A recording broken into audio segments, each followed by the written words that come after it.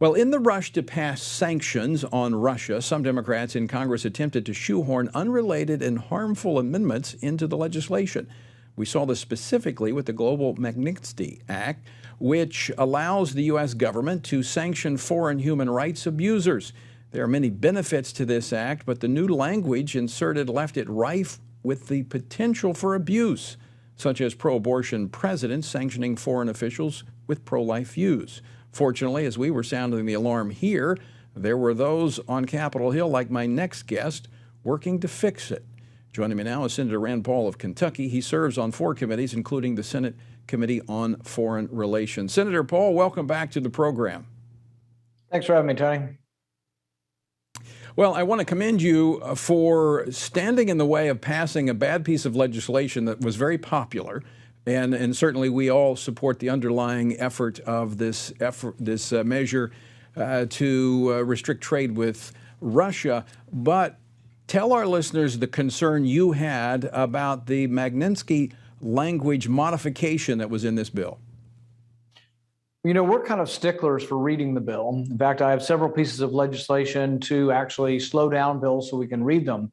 This bill wasn't particularly long, but people become afraid of sort of the crowd. The crowd was moving in one direction. Most people are for doing something, to show our objection to Putin's aggression. And I'm there. I'm for most of the legislation under consideration.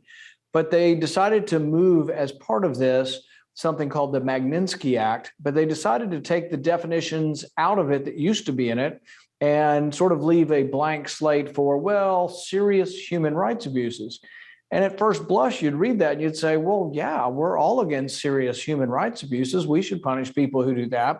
But if you don't define it, and then you listen to the left when they talk about what are human rights, it can get a person pretty worried about this. So for example, the United Nations says that you have a human right to the internet. Most people on the left think you have a human right to housing, healthcare, and many of them think you have a human right to free abortion.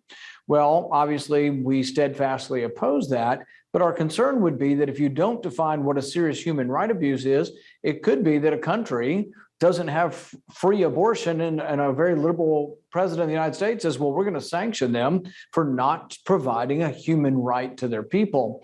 So the definition of what rights are is really important. Many of us have been having this debate for many, many years between, does the government protect positive rights versus negative rights? Do you have a right to something physical or tangible, or do you have a right to freedoms, which are intangible? And so this is a long-running debate, but it was going to pass, and it was going to pass overwhelmingly because of the emotions of the day and nobody willing to stand up. But I've let my colleagues on both sides of the aisle know that I'll stand up, even if it's unpopular, and say, wait a minute, what about this? What about this unintended implication of what you're about to do?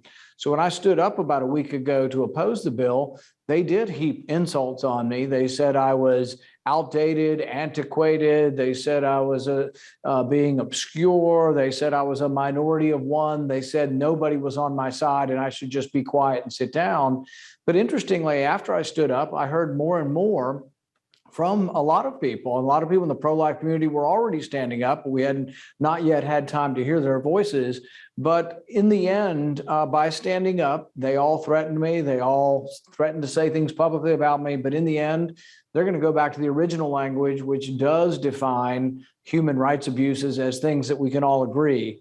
Extrajudicial killing, kidnapping, genocide, all the terrible things that almost every human on the planet would agree is a human rights abuse. That's fine sanctioning that, but we have to make sure what the definitions are important. As you saw with the Supreme Court justice not being able to define a woman, definitions are incredibly important.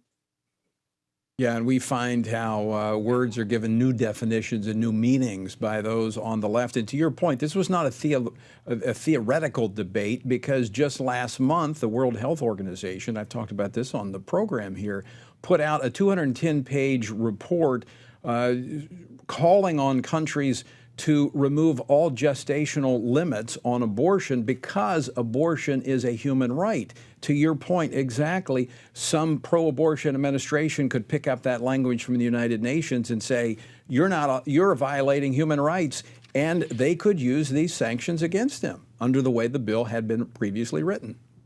And here's an interesting thing. As we went throughout the negotiations, we thought we had even more language that would have been inserted that would have been more protective of the Bill of Rights, basically a restatement that things that are protected under the Bill of Rights would also be protected from sanctioning. And they refused to have any sort of reference to any Bill of Rights protections for people that would be sanctioned. And it's amazing to me that we had a debate and they didn't really understand the irony of the left saying, oh, no, we don't want any reference to any kind of God-given rights or inalienable rights. Once again, even the justice in written questions, the potential Justice Brown Jackson, she responded that she's unsure whether there is such a thing as individual rights or natural rights. So, Senator, a fix is in the works, and we should see this move forward soon? Yeah, in all likely, it'll go unanimously. And this is the one time when an individual has power. So when this came through committee, I tried to make some of these changes, and I didn't have the power to do it because I couldn't get enough, frankly, Republicans to even vote with me or to care. But on the floor, they don't have enough time. So sometimes people in the media, they misrepresent this and say, I can hold things forever. No, all I can do is hold it until they decide to roll over me. But it takes a week because of the Senate procedures. It takes a week to roll over one senator who objects. So by objecting and then having a solution, we're able to still get it. It'll pass unanimously, but it takes the one individual who will object, and then they compromise, and then I let it go unanimously, and they still are able to avoid a week's worth of time getting through the legislation. So it does allow for a senator not to hold things indefinitely, but to shape the course of things that normally I wouldn't have enough power to shape. And they were very bitter. I can promise you they were bitter, even though these changes seem like, oh, all we're doing is continuing the same law. We haven't really done that much. They were bitter about having to give in to me because I was able to do this, but I was able to do this, frankly, because I was willing to take the grief that they try to give you through the public square. Well, Senator Rand Paul, I can tell you there's a lot of folks that appreciate you being willing to stand up and take that grief. Before we run out of time, your friend Anthony Fauci saying that we may have to call the mask back. When are we going to get beyond all these government mandates? Yeah. Well, he's once again not looking at the science. We've had the lowest death rate, the lowest hospitalization rate, and the lowest incidence of new infection since the entire pandemic. All of the news is good. Now, if he wants to, in a month, discuss if we are up to 1 million cases again, he can at least have a valid discussion. But to ask for more mandates and say prepare to be locked down again when we're at the lowest ebb this pandemic has had. The other thing scientifically that goes against anything that Fauci is saying about more lockdowns is that if you test any 1,000 people anywhere in the United States, a random sampling of 1,000 people, you'll find that 95% of them have antibodies to either the virus or to the disease. About 60% of children have had this.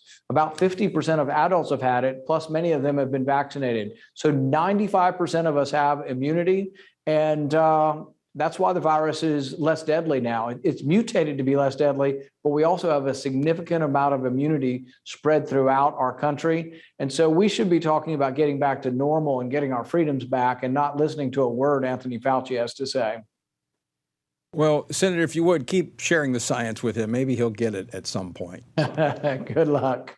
All right, Senator Paul, always great to see you. Thanks so much for joining us. Thank you.